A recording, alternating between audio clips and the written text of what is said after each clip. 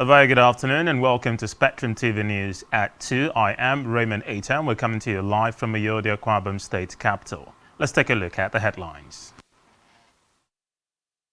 Former Senate President Ekweremadu found guilty of organ trafficking plot. NPC announces new dates for 2023 population census exercise. Plus, Israel passes law shielding Prime Minister Netanyahu from being removed amid protests over judicial changes. We will bring you details of these stories and more in a moment.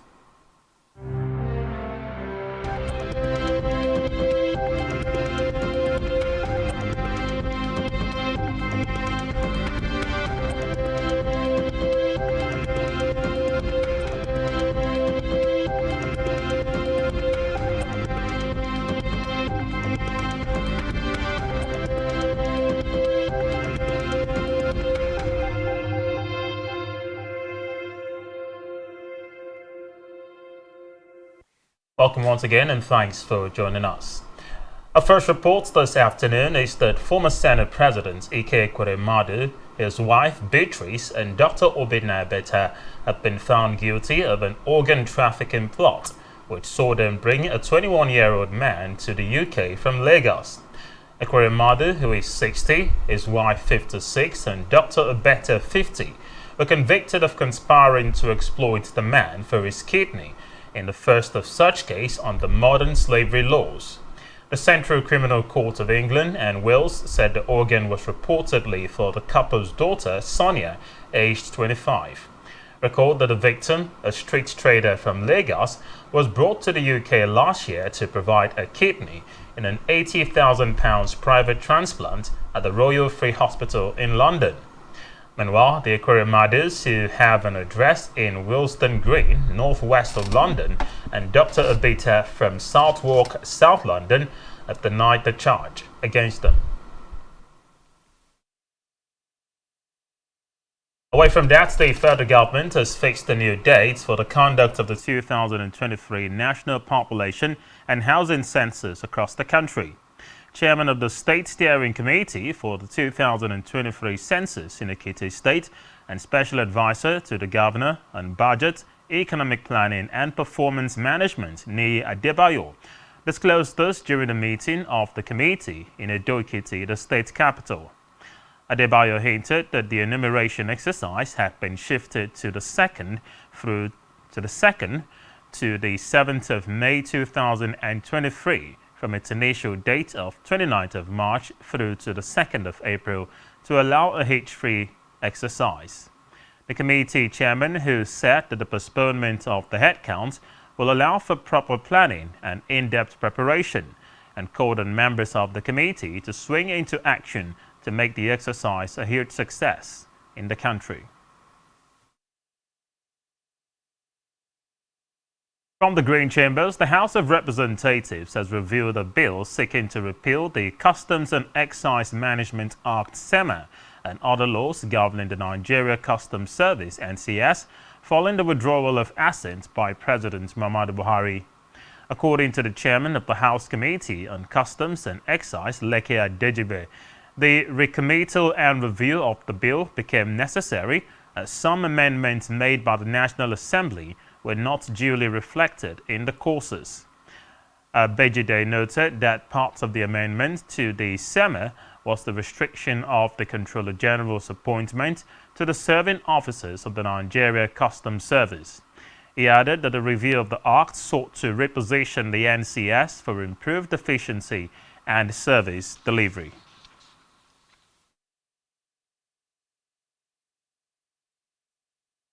Moving on, President Muhammadu Buhari has signed a copyright and medical school bills recently passed by the National Assembly into law. The Senior Special Assistant to the President on National Assembly Matters, House of Representatives, Nasiru Ila, made this known in a statement he issued today. According to Ila, the President assented to the bills on March 17. He noted that the enactment of the new Copyright Act has again demonstrated the commitment of the President's administration to re-energizing Nigeria's creative economy and making it more globally competitive. in the digital age. Meanwhile, President Buhari has approved the redesignation of the State House Clinic back to the medical center.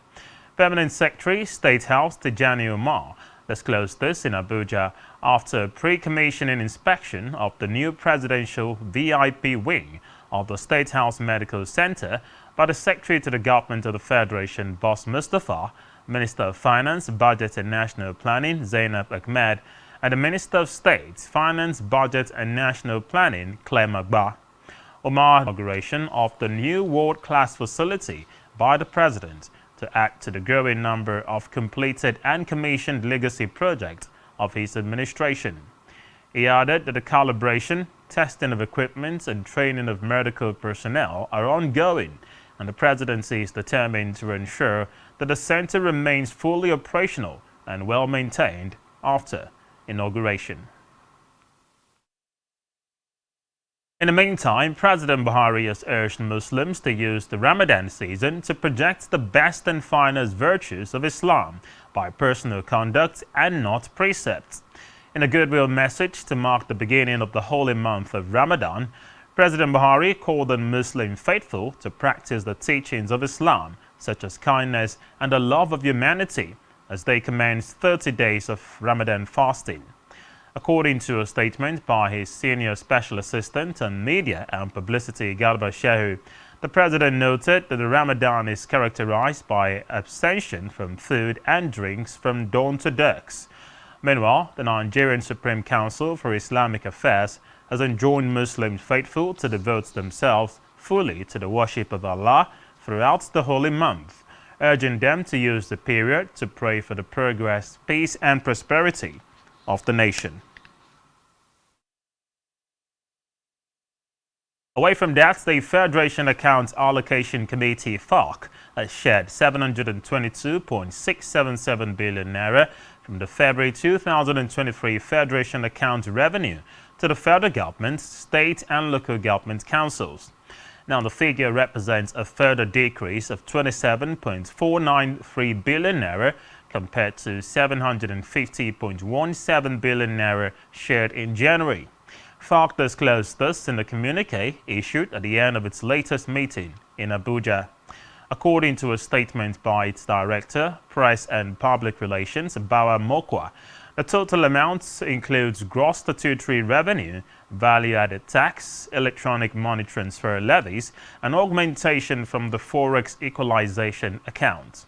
The communique explained that the federal government received 269.03 billion naira, the state received 236.464 billion naira, while the local government got 173.936 billion naira, while the oil-producing state received 43.214 billion naira as derivation of the 13% of mineral revenue.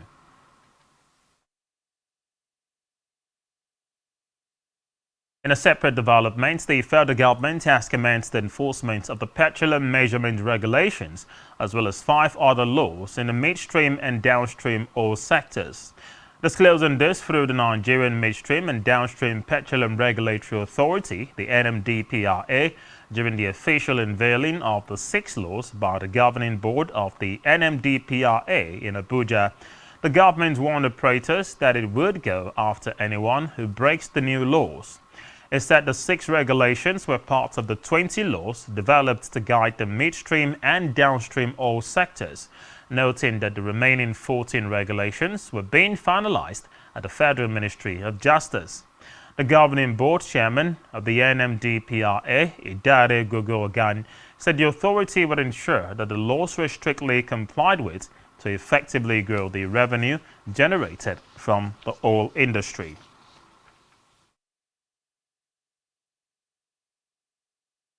Meanwhile, the federal government has indicated plans to install facial recognition technology at major airports in the country. The Minister of State for Finance, Budget and National Planning, Claire Magba, made this known today when he hosted the Japanese ambassador to Nigeria, Matsunaga Kazuyoshi, and a team from the NEC Corporation, an information technology company in Abuja. Akbar stated that the technology, which will be deployed through grant agreement between the Nigerian government and the Japanese counterpart, would easily detect imposters and improve security at airports. He pleaded for cooperation of all relevant stakeholders, assuring that facial recognition had proved to be very effective globally in securing the airports. To Africa now, where South Africa's Foreign Minister Naledi Pandor has said that the government will have to discuss the arrest warrant issued by the International Criminal Court (ICC) against Russian President Vladimir Putin before considering any action. Reports say Putin is scheduled to travel to South Africa for the BRICS, the Brazil, Russia, India, China, and South Africa summit in August. Recall that the ICC had on March 17 issued an arrest warrant against President Putin over alleged war crimes in Ukraine. Pandor said as a signatory to the Rome Statute, South Africa is legally bound to detain Putin and bring him to trial, adding that the authorities will first consult with the Russian side regarding the warrant.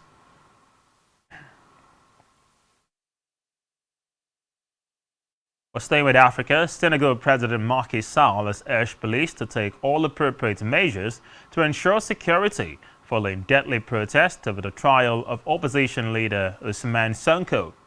Reports say at least one person died in clashes between Sonko's supporters and the police. Meanwhile, there have been protests in cities across the country over Sonko's trial on accusations of defaming the tourism minister, a member of President Sall's party. Sonko, however, says the real purpose of the trial is to disqualify him from running for the presidency in next year's election.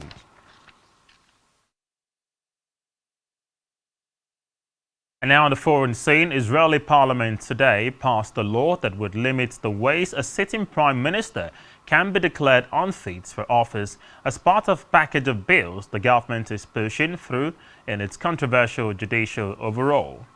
The bill is largely seen by the opposition and critics as a way to protect Prime Minister Benjamin Netanyahu, who is facing an ongoing corruption trial.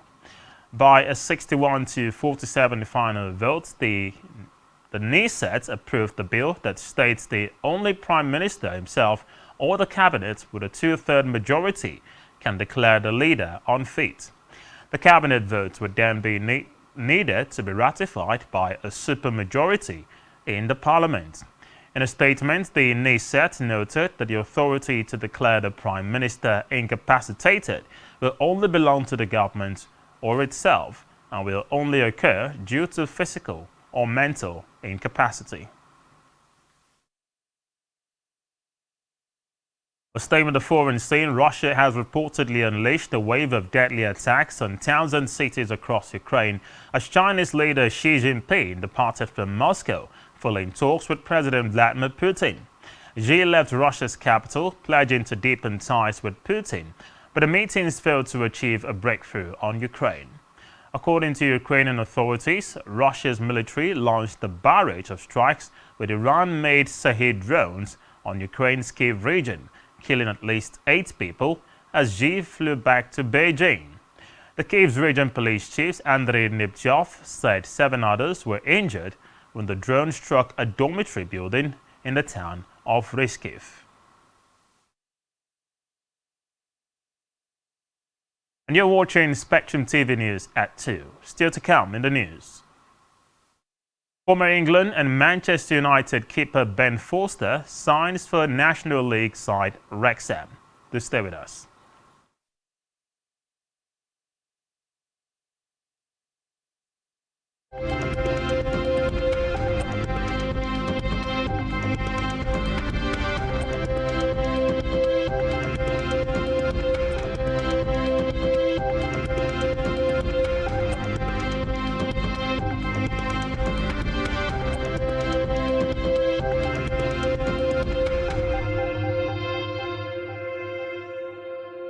One truth not often told is about the transformation that Africa has undergone in recent decades. Africa is shaping its own destiny and should be referred to as the African opportunity.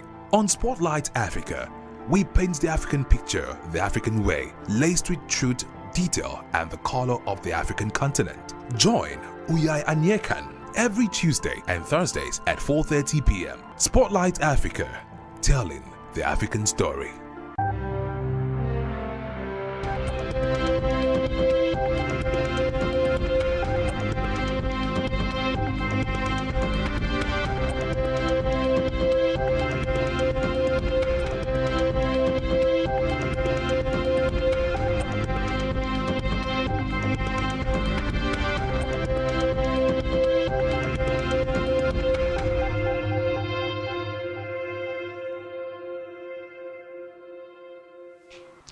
Welcome back and many thanks for staying with us. In our business news, stakeholders will be highlighting the opportunities in the country's oil and gas sector at the 4th edition of the Nigerian Oil and Gas Opportunity Fair. The biannual fair, which will be organized by the Nigerian Content and Development and Monitoring Board, will hold from May 17 to May 19 at the Conference Center in Yenagoa, Bayelsa State.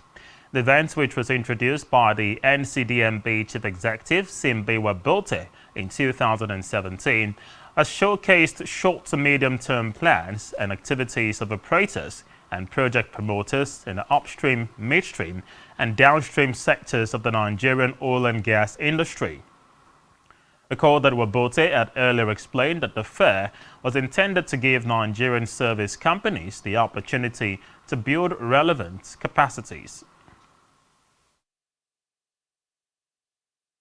Still in business, the Director General, World Trade Organization, Ngozi Okonjo-Iweala, has said that trade finance is important to boost trade growth in Africa, noting that it would remove financing barriers for small traders in Africa to increase its participation in global trade. Iweala made this known in a video message at the Trade Finance Workshop in Kigali, Rwanda. According to her, the opportunity for dialogue among banks, local government, agencies and business could lead to better cooperation. She stated that if ECOWAS countries raised the share of trade supported by trade finance to the average African level of 40%, they could gain an extra 8% in trade flows annually.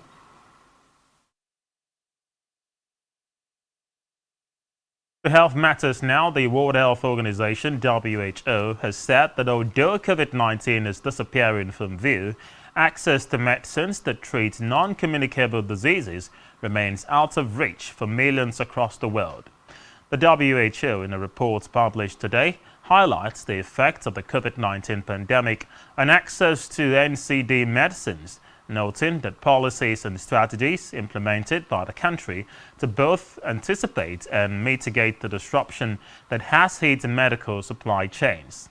According to reports, during the pandemic, people living with cancer, heart diseases, chronic respiratory diseases, diabetes, and other NCDs experienced difficulties in accessing their routine medicines.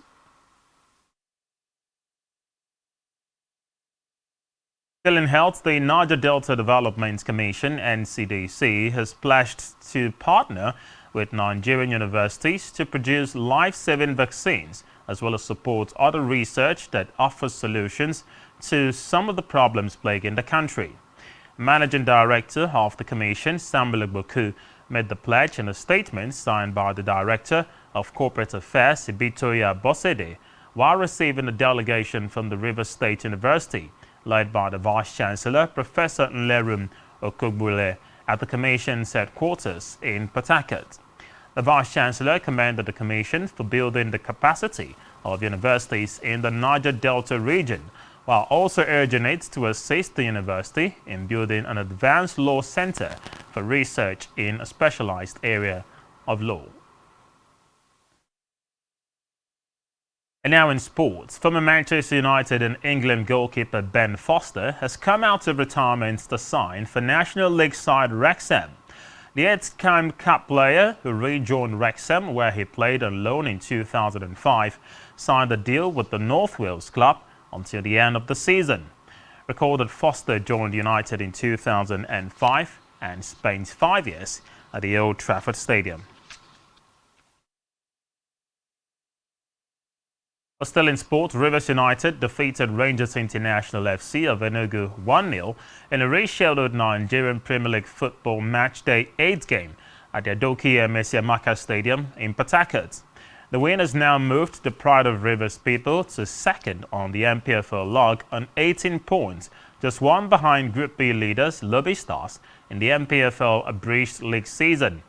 Recall that the club had qualified for the quarterfinals of the Confederation Cup last weekend, despite grinding out a 2-2 draw against visiting Diables Noirs of Congo, Brazzaville. On our entertainment news, Nigerian musical duo Ajabo Hustlers have released a new single titled You Go No, which showcases their vibrant energy and unique blend of Afrobeat and pop music. The single is their first release of 2023, coming off the back of their Bad Boy Etiquette 101, an EP released in November 2022. The singers have quickly become one of Nigeria's favorite talents with their unique sound and captivating performances. The latest single, You Go No, is anticipated to make its mark in the Nigerian music scene and beyond. Staying with entertainment, Afrobeat great Wanda Cole has pushed back its release of his upcoming album by 1 week. The singer made this revelation via the updated release date, which now reflects on music streaming platforms. Reports say the decision by Wanda Cole to move back his album release is most likely motivated by Davido's announcement of his upcoming fourth album, Timeless, which is scheduled for release on March 31, 2023. The new date for the release of the upcoming album is set to be on April 7, 2023. And that's all we have for you at this time. Many thanks indeed for joining us. Don't forget to follow us on all of our social media platforms and do all to subscribe to our YouTube channels, all of which you can find on our website. Just search spectrumtv.ng. And you've been watching the news at 2. Thanks for joining us. I'm Raymond Ita. Enjoy the rest of your day.